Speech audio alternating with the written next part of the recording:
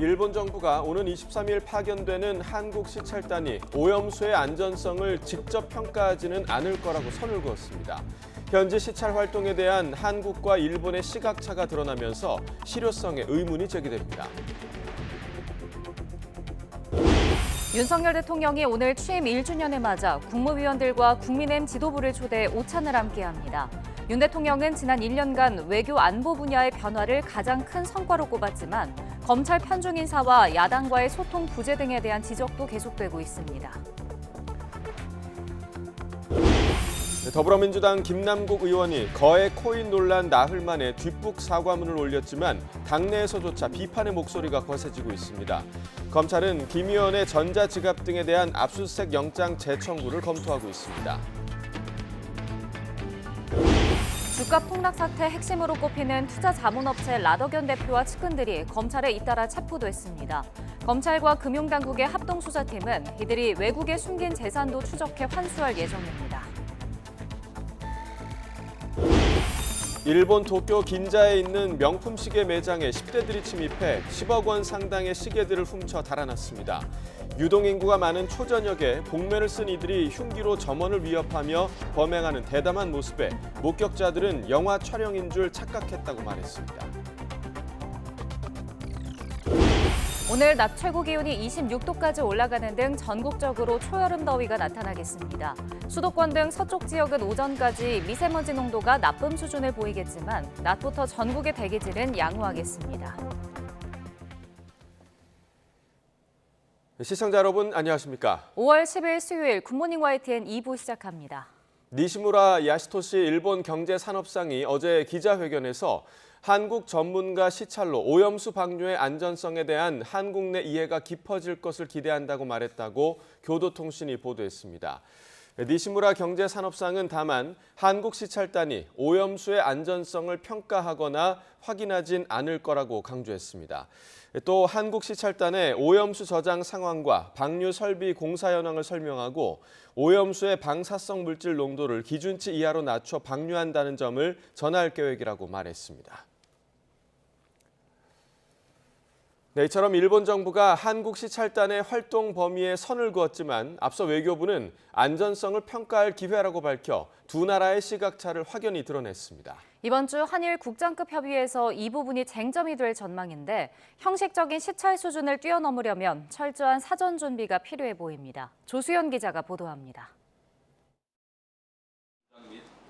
외교부는 후쿠시마 시찰단 파견에 대해 독자적으로 오염수 처리의 안전성을 중층적으로 검토, 평가할 기회가 확보됐다고 밝혔습니다. 오염수 처분 시설을 점검하고 자체적인 과학적, 기술적 분석에 필요한 정보를 파악할 거라는 설명입니다.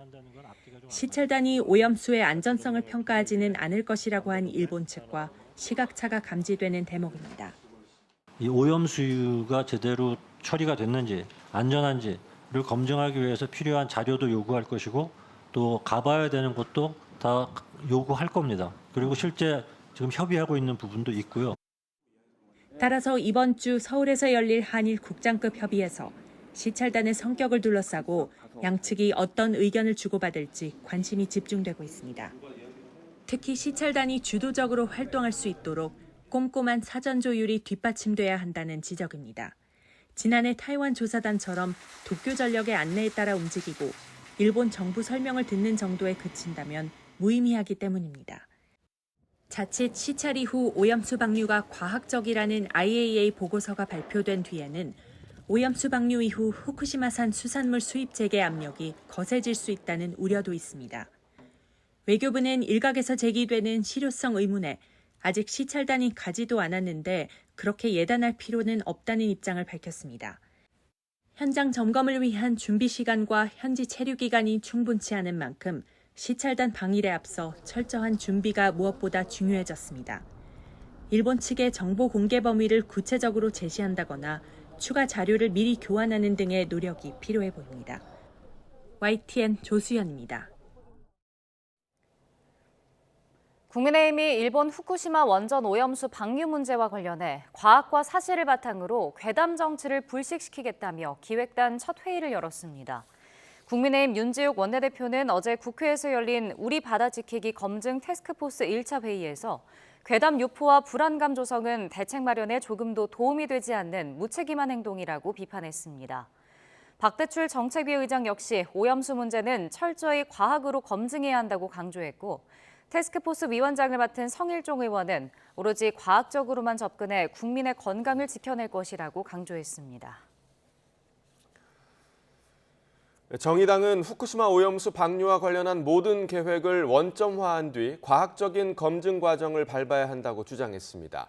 이정미 대표는 어제 한일 어민 초청 토론회를 열고 한일 정상이 합의한 후쿠시마 오염수 현장 시찰단 파견은 일본 정부의 일방적 설명만 듣는 요식적인 자리가 될 우려가 크다며 이같이 밝혔습니다.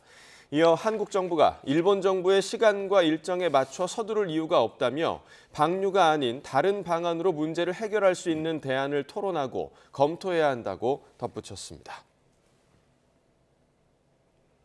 여야가 어제 국회 외교통일위원회 전체 회의에서 최근 한미, 한일 정상회담의 성과를 두고 날선 공방을 벌였습니다. 국민의힘은 문재인 정권 5년 동안의 경색 국면을 타개하고 한일 관계 훈풍이 불고 있고, 워싱턴 선언에 대해서는 역대급 확장 억제 정책이라며 한미 정상회담 최고의 성과라고 치켜세웠습니다. 반면 더불어민주당은 우리가 미국이나 일본의 키다리 아저씨 노릇을 하고 있다면서 반을 채웠던 물컵이 벌써 다 증발하고 없어졌다고 비판했습니다. 이에 장호진 외교부 1차관은 자신도 물컵이 다 채워졌다고 생각하지 않는다며 나머지 물컵의 반이 빨리 채워질 수 있도록 하는 기반은 만들어졌다고 답했습니다.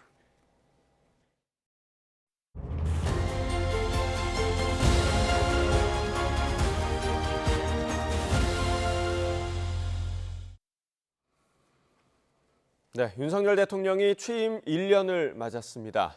자유를 외친 취임식부터 용산시대 개막, 그리고 한미에 이은 한일 정상회담까지 먼저 지난 1년의 성과를 박소정 기자가 정리해봤습니다.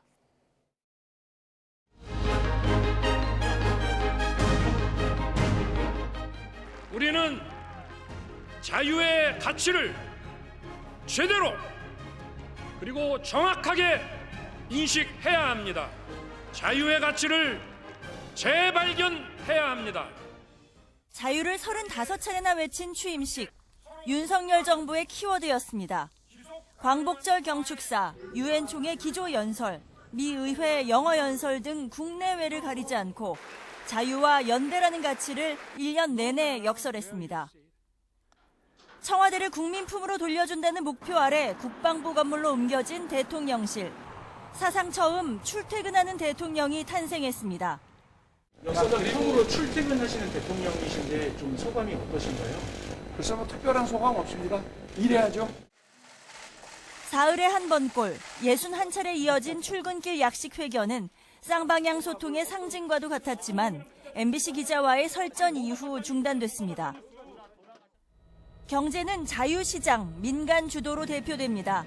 부동산 규제 완화와 소득 주도 성장, 탈원전 폐기 등 전 정부와 180도 다른 정책의 추진을 대통령실은 비정상의 정상화, 성과로 꼽습니다.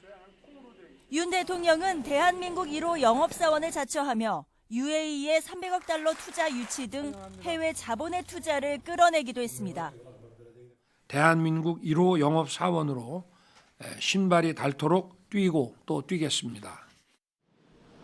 노동, 연금, 교육, 3대 개혁의 추진은 집권 2년 차 가장 역점을 둔 과제였습니다. 특히 노조개혁 완수를 목표로 건설노조 불법 행위 근절에 나섰습니다. 강성 기득권 노조가 금품 요구, 채용 강요, 공사 방해와 같은 불법 행위를 공공연하게 자행하고 있습니다. 외교 안보의 중심축은 한미 동맹이었습니다. 지난달 국빈 방미에서 워싱턴 선언으로 정점을 찍었다는 평가를 받습니다. 새로운 확장 억제 시스템을 구체적으로 작동시키기 위해 핵 협의 그룹을 창설하기로 했습니다. 강제징용 피해 제3자 변제라는 해법으로 얼어붙었던 한일 관계 역시 새 국면을 맞았고, 논란과 비판 속에도 셔틀 외교는 재가동됐습니다.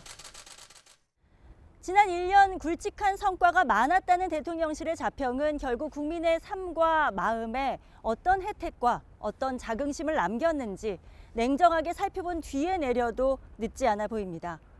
YTN 박소정입니다. 하지만 마냥 장밋빛만은 아니었습니다. 검찰총장 출신의 영선 윤석열 대통령은 검찰 편중 인사로 비판받았고 여야 할 것 없이 여의도와 자주 충돌했습니다. 조은지 기자가 살펴봤습니다. 정권 시작부터 논란이 된 건 바로 인사 문제입니다. 서울대 법대 5060 남성 위주에 더해 검찰 출신들이 다소 낯선 자리에 배치됐습니다. 과거에 민변 출신들이 아주 도배를 하지 않았습니까? 전 정권에 지명된 장관 중에 이렇게 훌륭한 사람 봤어요? 여의도 경험이 없는 영선 윤석열 대통령은 30대 당대표와 갈등을 고스란히 노출했고 이어진 전당대회 땐 나경원, 안철수를 애둘러 비판하며 당무 개입 의혹을 샀습니다. 우리 국민의힘 당내 선거에서는 승자도 패자도 없습니다. 대선 경쟁자 민주당 이재명 대표와는 행사 때 몇 차례 악수한 게 전부인데 거대 야당의 거듭된 입법 독주를 선굵은 정치로 풀기보단 거부권 행사로 받아쳤습니다. 제대로 된 토론 없이 국회에서 일방적으로 통과시켜 매우 유감스럽게 생각합니다. 특정 언론의 불쾌감을 드러내며 순방 때 1호기 탑승을 막았고 이젠 생중계 일방소통이 대세가 됐습니다.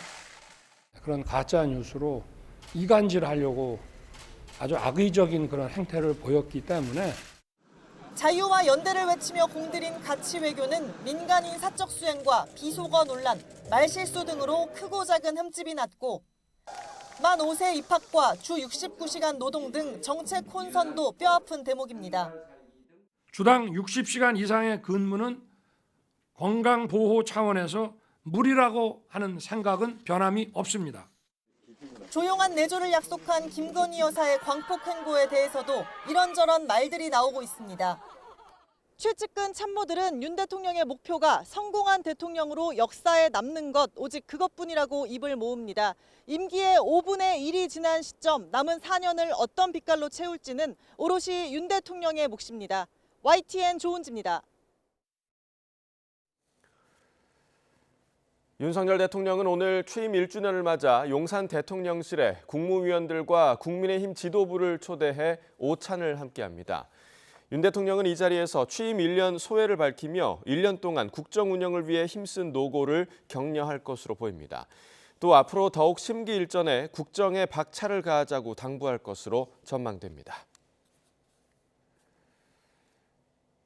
야권 원로인 유인태 전 국회 사무총장이 여당 내 친윤그룹 공부 모임인 국민공감 특강에 참석해서 윤석열 대통령이 민주당 이재명 대표를 형사 피의자라도 한번 만났어야 한다고 언급했습니다. 유 전 사무총장은 어제 국회의원회관에서 한국 정치 이대로 괜찮은가를 주제로 열린 강연에서 이재명 대표 체제 아래 여야 관계 대립에 대한 질문에 이같이 답했습니다. 또 승자 독식의 양당제와 지도부가 전면에 서는 공천 문제도 바꿔야 한다며 이를 위해 선거제도 개혁과 정치자금법 등 관련 법 개선 필요성도 강조했습니다. 윤석열 정부 출범 1주년인 오늘 더불어민주당 이재명 대표가 보수의 지지 기반인 대구 경북 지역을 찾아 대구광역시당 개소식에 참석하는 등 외연 확장에 나섭니다. 앞서 어제 경북 구미에서 국민보고회를 열며 1박 2일 TK 일정에 돌입한 이 대표는 오늘 오전에는 대구에서 현장 최고위원회를 엽니다. 오후에는 홍준표 대구시장을 예방하고 이어 경남 양산시 평산마을을 방문해 문재인 전 대통령도 만날 예정입니다. 전당대회 돈봉투 의혹과 김남국 의원 거액 코인 논란으로 민주당이 겨박죄를 맞았다는 평가가 나오는 가운데 이 대표가 어떤 메시지를 낼지 주목됩니다. 더불어민주당 김남국 의원의 가상화폐 보유 관련 논란을 수사하는 검찰이 김 의원의 전자지갑 등에 대한 압수수색 영장 재청구를 검토하고 있습니다. 김 의원이 의혹을 강하게 부인하고 있지만 검찰은 범죄와 무관했다면 통보도 오지 않았을 것이라며 수사 의지를 밝혔습니다. 보도에 박정현 기자입니다. 지난해 말 검찰은 김남국 더불어민주당 의원의 가상화폐 거래와 관련해 FIU 금융정보분석원의 통보를 받았습니다. 한때 60억 원 넘는 가치의 위믹스 코인 80만여 개를 보유했던 김 의원이 전량 인출하는 등 이상 거래가 의심된다는 겁니다. 검찰은 김 의원의 전자지갑에 대한 확인에 나섰지만 압수수색 영장이 기각되면서 구체적인 흐름을 파악하지 못했습니다. 거의 99%로 알고 있고요. 범죄 혐의와 관련된 것들이 거의 아예 인정이 안 됐다라고 평가를 해야 될 것 같습니다. 김 의원은 주식 매도 자금으로 지난 2021년 2월 9일부터 세 차례에 걸쳐 10억 원을 가상자산 거래소로 이체했다고 주장하고 있습니다. 불법 행위는 없었다면서도 자신의 구체적인 가상화폐 거래 내역이나 10억 원 예금이 늘어난 배경은 아직 공개하지 않고 있습니다. 거듭된 해명에도 논란이 커지면서 검찰은 김 의원 전자지갑 등에 대한 압수수색 영장 재청구를 검토하고 있습니다. 검찰 관계자는 애초 범죄와 관련이 전혀 없었다면 금융정보분석원에서 수사기관으로 통보가 오지 않았을 것이라고 말했습니다. 무엇보다 검찰은 투기성 높은 김치코인에 10억이 넘는 거액을 투자한 배경과 매수 시점 등이 석연치 않다고 보고 있습니다. 검찰 수사와 별도로 김 의원이 과거 코인과세 유예 법안 발의에 참여한 것이 이해 충돌에 해당하는지도 법적 쟁점입니다. 이에 대해 국민권익위원회는 통상 절차에 따라 이해 충돌 여부에 대한 유권 해석에 착수했다고 밝혔습니다. YTN 박정현입니다.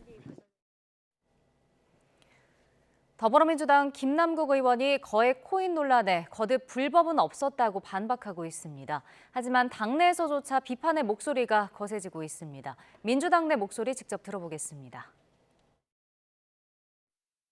코인 투자에서 이 큰 변동성으로 인해서 수많은 젊은이들이 손실을 보고 했습니다. 얼마나 좌절을 겪었겠습니까? 그런 사람들의 아픔에 대해서 공감하지 않은 채 법적으로 문제인데 무슨 일이야. 그러려면 그건 정치인의 자세가 아니라고 봅니다. 잡코인 같은 이런 걸로 치부, 그러니까 재산 증식 하는데 뛰어들었다라는 거는 그 뭐 입이 10개라도 뭐 적절하지 않다. 국민의힘 윤리위원회가 각종 설화 논란 등으로 물의를 일으킨 김재원 태영호 최고위원의 징계 수위를 오늘 밤늦게 결정할 것으로 보입니다. 윤리위는 오늘 오후 6시부터 서울 여의도 중앙당사에서 제4차 회의를 열고 두 최고위원의 징계 수위를 논의합니다. 윤리위는 그제 5시간 가까이 두 최고위원의 징계 사안을 논의했지만 사실관계를 더 확인할 부분이 있다는 이유로 결론을 내지 않았습니다. 이딴 실언으로 논란이 된 태영호 국민의힘 최고위원이 서울 강남경찰서에서 수사를 받게 됐습니다. 서울경찰청은 지난달 말 태영호 최고위원을 명예훼손 혐의로 고발한 사건을 서울 강남경찰서에 배당했습니다. 재작년 민주당 전당대회 돈봉투 살포 의혹의 핵심 인물로 지목된 강래구 한국감사협회장이 구속 이후 첫 검찰 조사를 받았습니다. 서울중앙지검 반부패 수사 2부는 어제 오후 강 회장을 구치소에서 불러 조사했습니다. 검찰은 강 회장을 상대로 돈봉투 조성 경위와 송영길 전 대표의 관여 여부 등을 집중적으로 캐물은 것으로 알려졌습니다.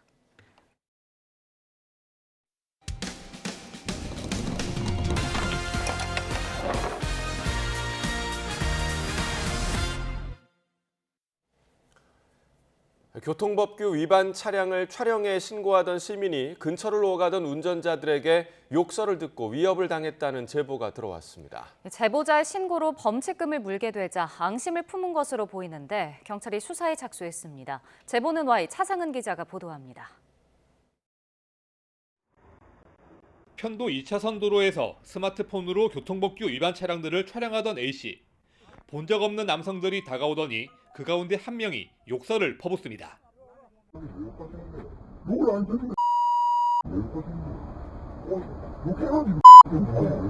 A씨를 둘러싼 남성들은 근처를 자주 오가는 운전자로 추정됩니다. 불법 유턴 사실이 신고로 적발돼 범칙금을 물자 신고자를 차단해 위협한 겁니다.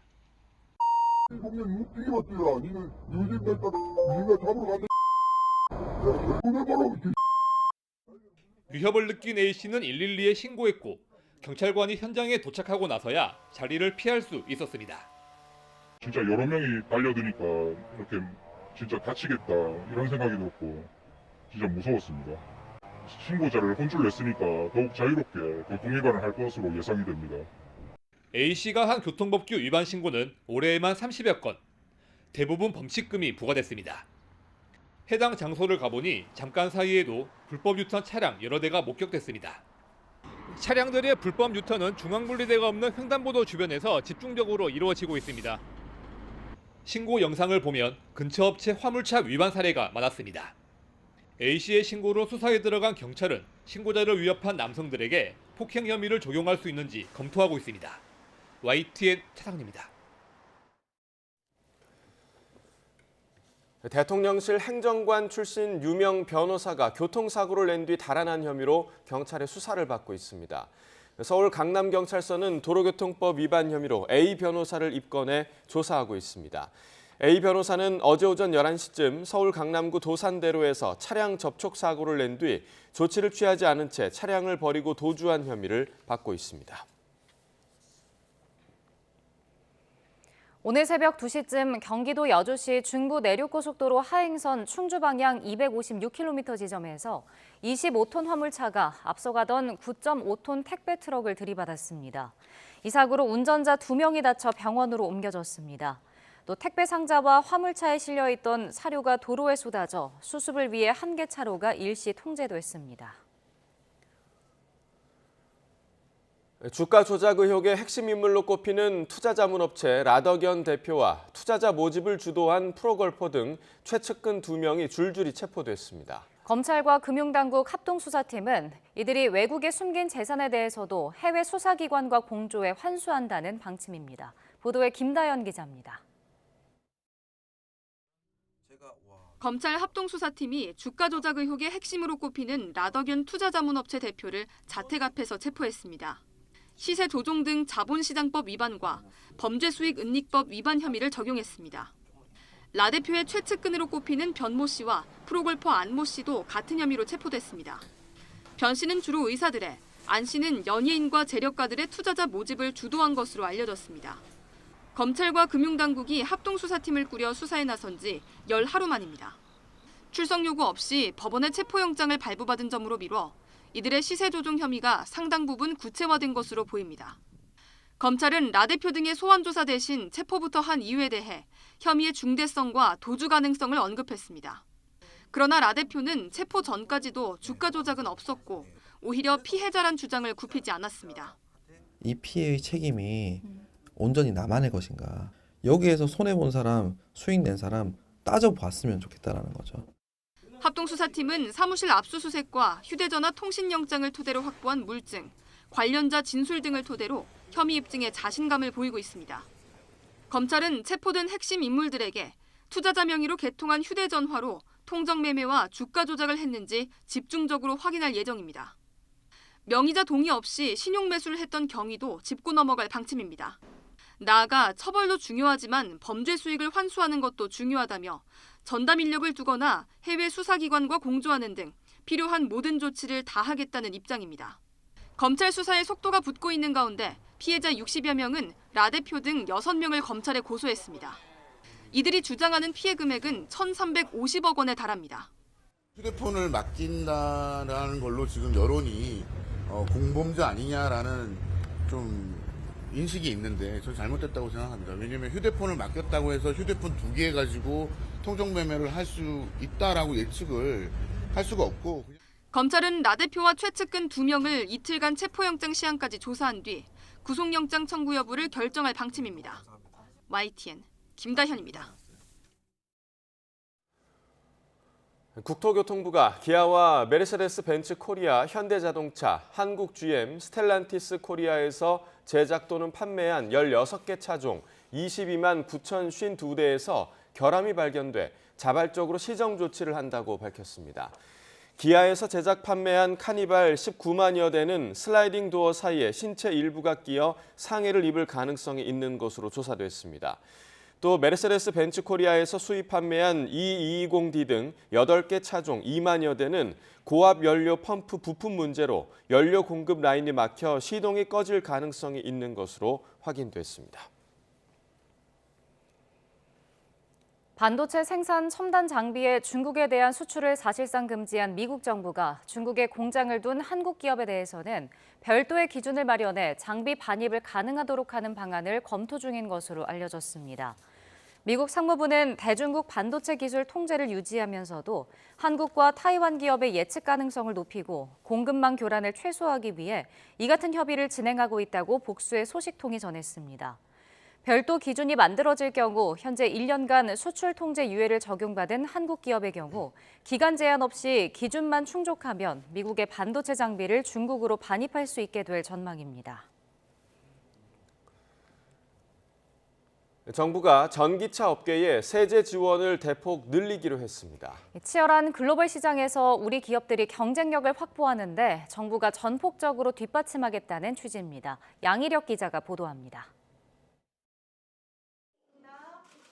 현대자동차 울산 공장을 방문한 추경호 경제부총리 겸 기획재정부 장관. 전기차 생산시설과 수출 현장을 살펴본 뒤 깜짝 발표를 했습니다. 얼마 전에 저희들이 반도체, 2차 전지 등, 즉 배터리 등 국가 전략 기술로 지정을 해서 정부에서도 투자에 대한 세액 공제를 전폭적으로 소위 말해 세계 최고 수준으로 지원하기 위한 세제 개편을 했습니다. 전기차 생산 시설, 전기차 생산을 위한 사업화 시설도 여기에 국가 전략 기술에 포함을 시키겠다 하는 말씀을 드립니다. 정부가 이런 내용을 담아 관련 법안 개정안을 입법 예고했습니다. 세제 지원 대상이 되면 대기업과 중견기업은 최대 25%, 중소기업은 최대 35%까지 세액 공제율이 늘어난다고 추 부총리는 설명했습니다. 전기차 시장 비중이 갈수록 커지면서 글로벌 경쟁도 치열해지는 상황. 경제 침체 위기 속에 여러 우리 기업이 수출 부진으로 허덕이는 사이 늘어나는 전기차 수요에 맞춰 물 들어왔을 때 더 잘 노저을 수 있게 정부가 전폭적인 지원을 아끼지 않겠다는 차원에서 이루어진 결정입니다. 전기차 산업의 경쟁력이 더욱 높아져서 글로벌 시장을 저희들이 더욱 크게 열어가는데 큰 힘이 되었으면 좋겠다. 현대차 역시 올 4분기 울산의 전기차 전용 공장 착공을 계기로 세계 시장에서 주도권을 갖겠다는 계획입니다. 이 공장은 20여 년 만에 현대차가 국내에 짓는 새 공장으로 2조 원가량 투자해 2025년 완공 목표로 지어질 예정입니다. 지난 4월 착공된 경기 화성 기아 전기차 공장과 더불어 전기차 투자 세액 공제 확대 혜택이 적용되는 첫 사례가 될 전망입니다. YTN 양일혁입니다.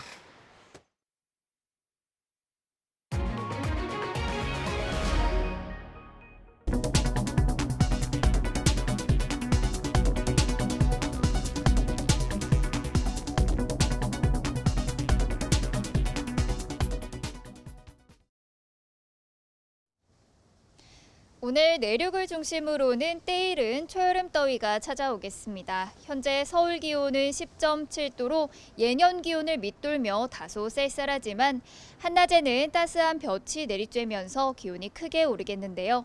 오늘 서울의 한낮 기온은 26도로 예년 기온을 4도가량이나 크게 웃돌겠습니다.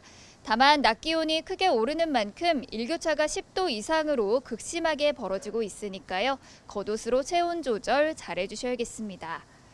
오늘도 전국적으로 맑은 하늘이 함께하겠습니다. 다만 오전까지 서쪽 지방에는 안개와 함께 초미세먼지 농도가 짙게 나타나겠습니다. 낮부터는 대기질이 점차 나아지겠지만 강한 볕이 내리쬐며 자외선 지수가 높게 치솟겠는데요. 외출 시에는 자외선 차단제도 꼼꼼히 덧발라 주셔야겠습니다. 오늘 아침 기온은 어제보다 2도에서 5도가량이 높겠습니다. 현재 서울 기온은 10.7도, 광주는 11.8도를 나타내고 있고요. 낮 기온은 서울과 대구가 26도, 대전이 25도 등으로 대부분 지역에서 25도 안팎까지 오르겠습니다. 모레부터는 계절이 제자리를 되찾으며 맑고 따뜻한 봄 날씨가 이어질 전망입니다. 오후부터는 대기 오염물질인 오존 농도까지 높게 치솟겠는데요. 볕이 강한 오후 2시부터 5시 사이에는 외출을 조금 자제해 주셔야겠습니다. 지금까지 YTN 신미림입니다.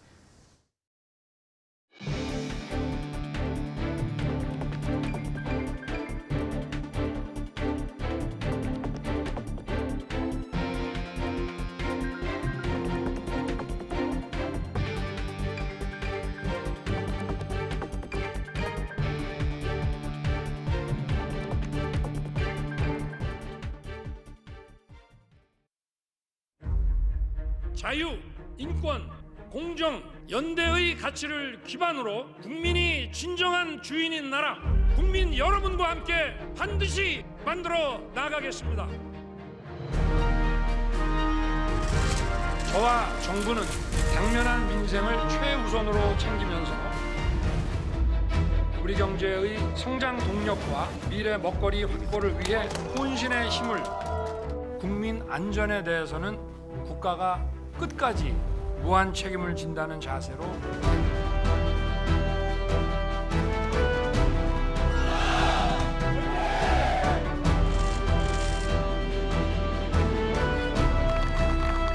외교 안보는 우리 국민의 민생과 직결됩니다. 저부터 대한민국 1호 영업사원으로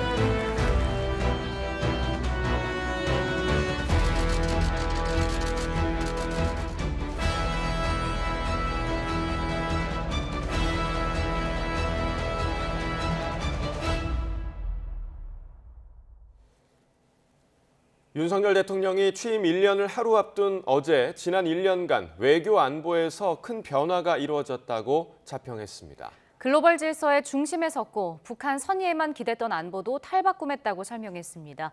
관련한 윤 대통령의 발언 직접 들어보겠습니다.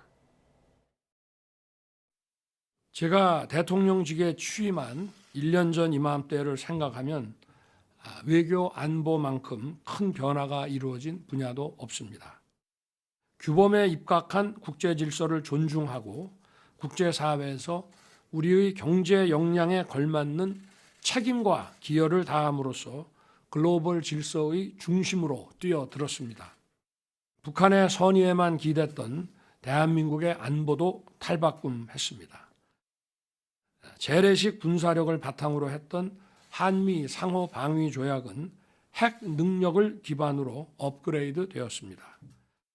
치열한 지정학적 경쟁과 다층적 국제관계 속에서 우리 대한민국이 세계 평화와 번영의 허브 역할을 수행해 나갈 것입니다. 이렇게 하는 것이 우리의 안보와 경제, 기업과 국민 모두에게 필요하고 유익한 것임은 더 말할 나위가 없습니다. 윤석열 대통령은 또 거대 야당의 입법에 가로막혀 필요한 제도를 정비하기 어려웠던 점이 솔직히 있다고 말했습니다.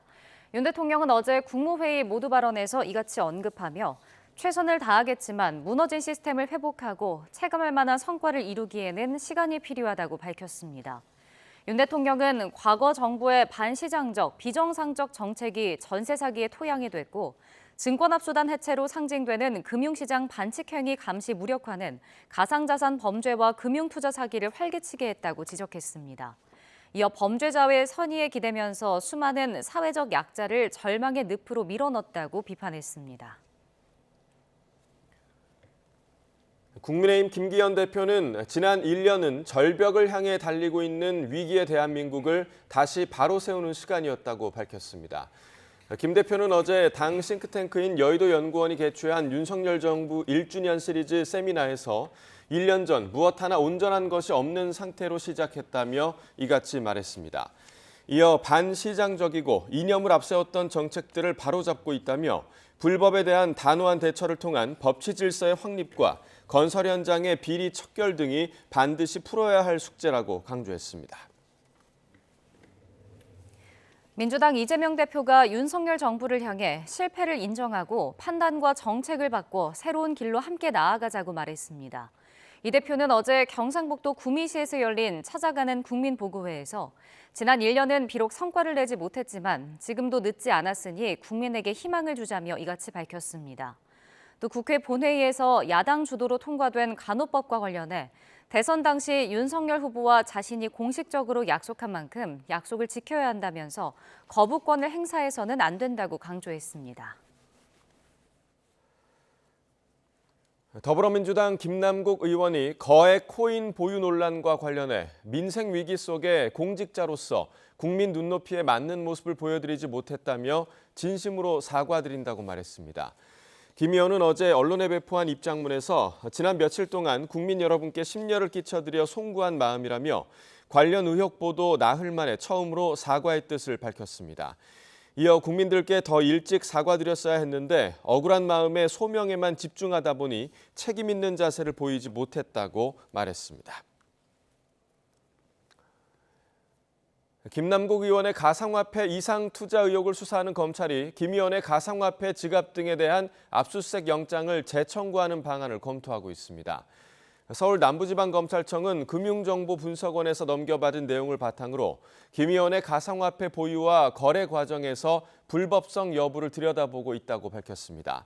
검찰 관계자는 범죄와 연관된 가능성이 없다면 금융정보분석원에서 수사기관으로 통보하진 않았을 것이라며 자세한 자금 흐름을 추적하기 위해 압수수색 영장을 재청구하는 것을 검토하고 있다고 설명했습니다. 김재원, 태영호 최고위원에 대한 국민의힘 윤리위의 징계 수위가 오늘 결정될 것으로 보이는 가운데 당내에선 그전에 두 사람의 잦은 사퇴를 압박하는 분위기가 감지되고 있습니다. 지도부 공백을 최소화해야 한다는 목소리가 적잖은 건데 아직 당사자들은 이런 요구에 선을 긋고 있습니다. 나혜인 기자입니다. 국민의힘 윤리위원회는 징계 결정을 한 차례 미루면서 김재원, 태영호 두 최고위원에게 이틀의 시간을 더 줬습니다. 사실관계를 추가로 확인할 필요가 있다는 게 표면적 이유였지만 사실상 스스로 거취를 고민할 수 있도록 했다는 분석이 많습니다.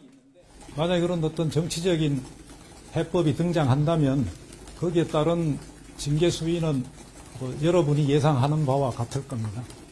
징계 자체는 기정사실로 굳어진 만큼 그 전에 최고위원직에서 스스로 물러나 당의 부담을 줄여주길 바라는 마음을 내비친 겁니다.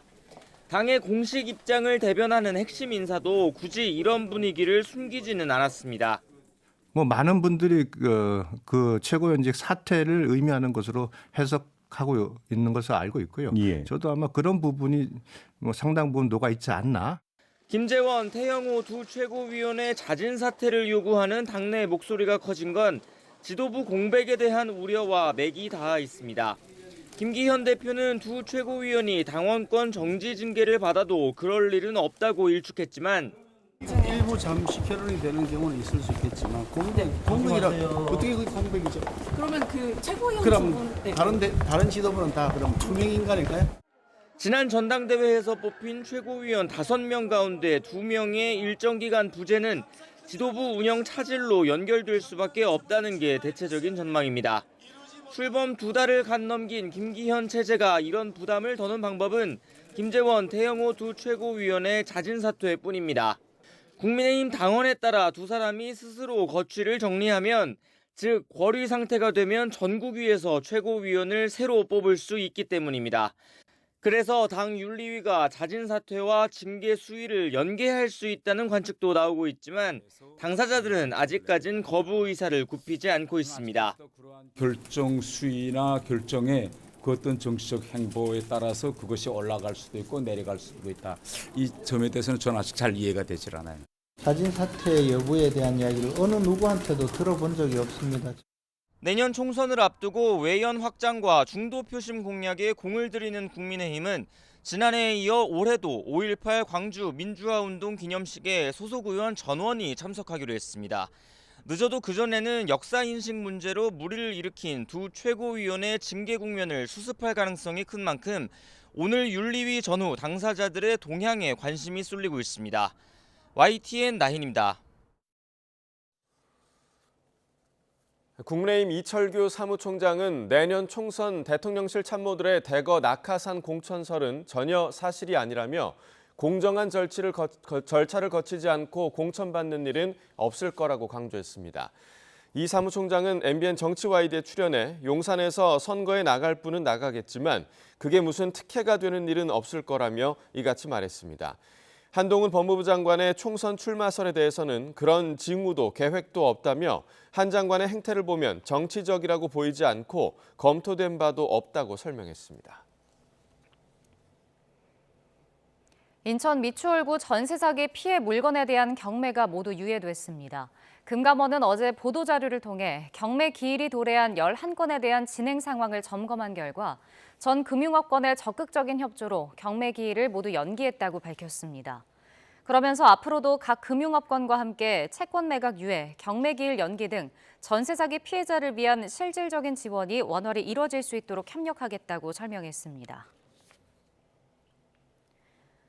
국회 국토교통위원회가 오늘 법안심사 소위원회를 열고 전세 사기 피해 지원 특별법 논의를 다시 이어갑니다. 앞서 여야는 지난 1일과 3일에도 법안 소위를 열었지만 보증금 반환 채권 매입 문제와 전세 사기 피해자 인정 요건 등 핵심 쟁점을 두고 이견을 좁히지 못했습니다. 야당과 피해자들은 정부가 우선 보증금 반환 채권을 사들인 뒤 나중에 구상권 행사로 비용을 보전하는 방안을 요구하고 있지만 정부 여당은 다른 범죄 피해자와의 형평성 문제를 들어 반대하고 있습니다. 야당은 전세 사기 피해자 인정 요건도 정부 여당 안보다 요건을 완화해 지원 대상을 넓혀야 한다고 주장하고 있습니다. 인천의 한 대형 재활 전문 병원이 경영난을 이유로 돌연 폐업하면서 직원들의 임금을 체불했다는 소식 최근 전해드렸는데요. 취재진이 건물주의 동의를 받아 병원 내부로 들어가 보니 환자들의 이름과 생년월일이 적혀 있는 개인정보와 마약류를 포함한 조제약들이 그대로 남아 있었습니다. 보도에 윤웅성 기자입니다. 지난 3월 갑자기 문을 닫고 환자들을 내보낸 200여 병상 규모의 재활병원. 건물주의 동의를 얻어 병원 안으로 들어가 봤습니다. 병실과 접수실이 텅 비고 조금 지저분할 뿐 얼핏 보면 마치 지금도 운영되는 것 같습니다. 그대로인 건 이뿐만이 아닙니다. 병원은 문을 닫았지만 환자의 이름과 나이가 적혀 있는 개인 의료 정보는 현장에 방치되고 있습니다. 약재실이 있는 층으로 가봤더니 여기엔 온갖 약이 무방비로 쌓여 있습니다. 환자들에게 처방된 약들이 한 통 가득 그대로 방치돼 있는데 그중에는 향정신성 약품도 발견됩니다. 심각한 수준의 불안과 스트레스를 호소하는 환자에게 처방되는 마약류지만 폐업한 병원 문이 제대로 잠겨있지 않아 마음만 먹으면 누구나 가져갈 수 있는 겁니다. 이에 대해 병원장은 환자들의 개인정보와 약품이 어떠한 경위로 방치됐는지는 모른다는 입장입니다. 보건소도 의료기관 폐업은 주로 서류 심사를 거쳐 진행하는 탓에 개인정보와 약이 병원에 남아있는 건 몰랐다면서 현장 점검을 나가서 계도하겠다고 밝혔습니다. 대규모 의료기관이거나 다수의 입원 환자가 있는 의료기관인 경우에는 보건소가 그 확인 의무를 직접 현장에 나가서 확인을 해야 될 필요성이 있습니다. 병원이 폐업할 때 약품을 폐기하거나 처리할 의무가 법에 규정돼 있지 않다는 것도 문제입니다. 때문에 지난 1월 폐업 의료기관이 의약품이나 의료기기를 처리하도록 하는 법률 개정안이 국회에서 발의됐지만 아직 법제사법위원회에 계류돼 있습니다. 그러나 최근 들어 경영난으로 문을 닫는 병원이 잇따르고 있어 관리사각지대를 시급히 정비할 필요성이 점점 커지고 있습니다. YTN 윤웅성입니다. 춘천지법 강릉지원이 새마을금고에서 11년간 130억 원에 가까운 고객 돈을 횡령한 혐의로 기소된 직원 A씨와 B씨에게 각각 징역 6년과 5년을 선고했습니다. 재판부는 횡령 사실을 숨기거나 개인적인 이익을 위해 회원 예탁금을 사용하는 등 범행 수법과 기간 등을 종합해보면 죄질이 불량하다고 양형 이유를 설명했습니다. 이들은 2011년부터 지난해까지 강원도 강릉시 한 새마을금고 임원으로 근무하면서 고객의 정기 예적금과 출자금 등을 무단 인출하고 고객 몰래 대출을 실행하는 수법으로 약 129억 원을 횡령한 혐의로 재판에 넘겨졌습니다. 밤사이 경기 가평군에 있는 2층짜리 펜션에서 불이 났습니다.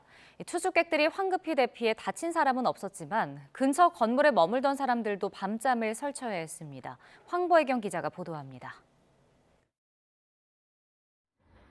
지붕 위로 희뿌연 연기가 쉴 새 없이 뿜어져 나옵니다. 소방대원들이 굳게 잠긴 문을 부수고 안으로 진입을 시도합니다. 경기도 가평군 청평면에 있는 2층짜리 펜션에서 불이 난 건 어젯밤 11시 반쯤. 투숙객 2명이 스스로 대피해 다친 사람은 없었지만 부근 숙박업소의 투숙객들도 급히 몸을 피해야 했습니다. 여기 여관에서 투숙하고 있는데 바로 옆에서 불이 나 있으니까 저희가 들어가지도 못하고. 불은 펜션 전체를 태우고 3시간 40여 분 만에 꺼졌습니다. 새빨갛게 타오르는 주택을 향해 소방대원이 물줄기를 내뿜습니다. 어제 저녁 7시 20분쯤 부산시 남구 용호동에 있는 1층짜리 단독주택에서 불이 났습니다. 혼자 살던 70대 남성이 스스로 대피했고 샌드위치 패널로 된 주택은 모두 탔습니다. 밖에서 이상한 소리가 들려가지고 나와보셨다더라고요. 가설 건축물이고 그 샌드위치 패널이 무너졌거든요. 어젯밤 9시쯤 세종시 조치원읍에 있는 상가 건물 1층 옷가게에서도 불이 나 옷과 액세서리를 태우고 1시간 만에 꺼졌습니다. YTN 황보혜경입니다.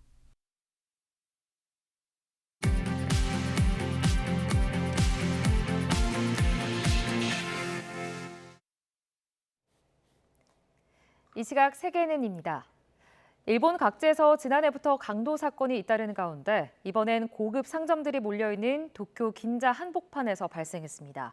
10대들의 대담한 복면 강도 사건으로 드러났는데 현장 목격자들은 영화 촬영을 하는 것으로 착각했다고 말했습니다. 보도에 김상우 기자입니다. 해지기 전이라 여전히 환한 오후 6시 15분쯤 도쿄 번화가인 긴자에 롤렉스 등 고급 시계 전문 판매점에 실제 상황이라고는 믿기 어려운 광경이 10여 분간 펼쳐졌습니다. 흰색 가면에 검은색 상하이를 착용한 3명이 공구로 진열장을 마구 부수면서 시계 등을 가방에 담는 것입니다. 이들이 강도인 줄 모르는 행인들은 무심코 지나치거나 문을 닫아주기도 합니다.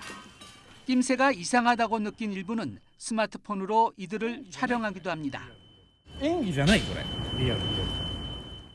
복면 강도단은 행인들이 가게 밖에서 스마트폰으로 촬영하는 와중에도 30대 남성 점원 등 5명을 흉기로 위협한 뒤 손목시계 등 시가 10억 원 상당의 상품 100여 점을 훔쳐 렌터카를 타고 달아났습니다. 경찰은 강도단이 이용한 렌터카를 추적해서 사건 현장에서 약 3km 떨어진 아카사카의 주택에 있던 남성 4명을 체포했습니다. 警察官の人がもういっぱいだったし、すごい走り回ってました。 과감하면서도 어설픈 범행을 한 이들은 모두 요코하마에 거주하는 16살에서 19살 사이 10대로 드러났습니다. 일본 언론은 당시 목격자 일부는 가게에서 영화를 촬영하는 줄 알았다고 말했다면서 강도 용의자 4명이 거주지와 연령대가 비슷한데 서로에 대해 모른다고 진술하고 있다고 전했습니다. 경찰은 지난해부터 일본 각지에서 이례적으로 강도 사건이 많이 발생하고 있는 데다 특히 최근 석 달간 시부야 등 도쿄 번화가에 귀금속 가게를 상대로 한 강도가 11건이나 발생해 범행 지시 인물이 따로 있을 가능성이 큰 것으로 보고 있습니다. YTN 김상우입니다.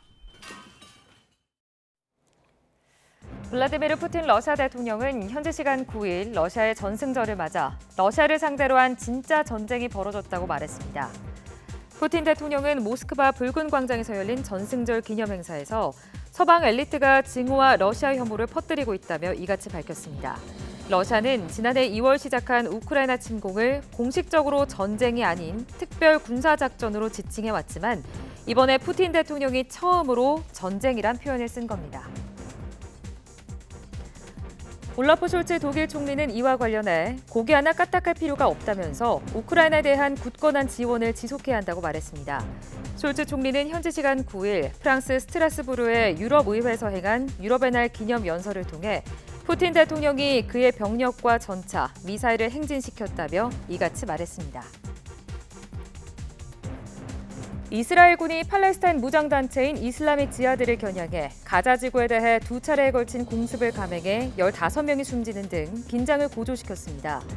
이스라엘군은 현지 시간 9일 전투기를 동원해 가자시티 남부의 칸 유니스에 있는 이슬라믹 지하드의 대전차 유도 미사일 기지를 타격했다고 밝혔습니다. 임란 칸 전 총리가 부패 혐의로 전격 체포된 뒤 폭력 시위가 잇따르면서 파키스탄 정국이 혼돈으로 빠져들고 있습니다.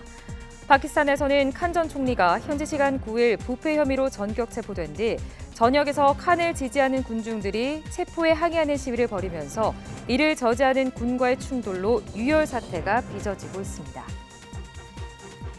도널드 트럼프 전 미국 대통령이 27년 전 성폭행 의혹과 관련한 민사소송에서 패소했습니다. 뉴욕타임스에 따르면 뉴욕 남부 연방지방법원 배심원단이 현지 시간 9일 트럼프 전 대통령에 대해 이 같은 판결을 내렸는데요. 배심원단은 원고인 79살 이진 캐럴의 주장 중 일부만 인정했습니다. 지금까지 이 시각 세계는이었습니다. 오늘 내륙지방은 어제보다 기온이 더 오르겠습니다. 활동량이 많으시다면 다소 덥게도 느껴지겠는데요. 오늘 서울의 한낮 기온은 26도로 예년 기온을 4도나 크게 웃돌겠고요. 그만큼 일교차가 10도 이상으로 극심하게 벌어지겠습니다. 오늘도 전국이 대체로 맑겠습니다. 다만 오전까지 서쪽 지방에는 초미세먼지 농도가 짙게 나타나겠습니다. 낮부터는 대기질이 점차 나아지겠지만 강한 볕이 내리쬐며 자외선 지수가 높게 치솟겠고요. 오존 농도까지 대부분 나쁨 수준을 보이겠습니다.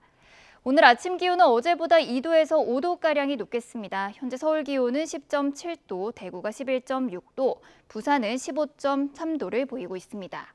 낮 기온은 대부분 지역에서 25도 안팎까지 크게 오르겠는데요. 오늘 서울의 한낮 기온은 26도, 대구도 26도, 부산은 22도, 울산은 23도를 보이겠습니다. 모레부터는 계절의 시계가 제자리를 되찾을 전망입니다. 지금까지 날씨 정보였습니다. 굿모닝 YTN 2부 마칩니다. 잠시 후 6시 50분 3부에서 뵙겠습니다.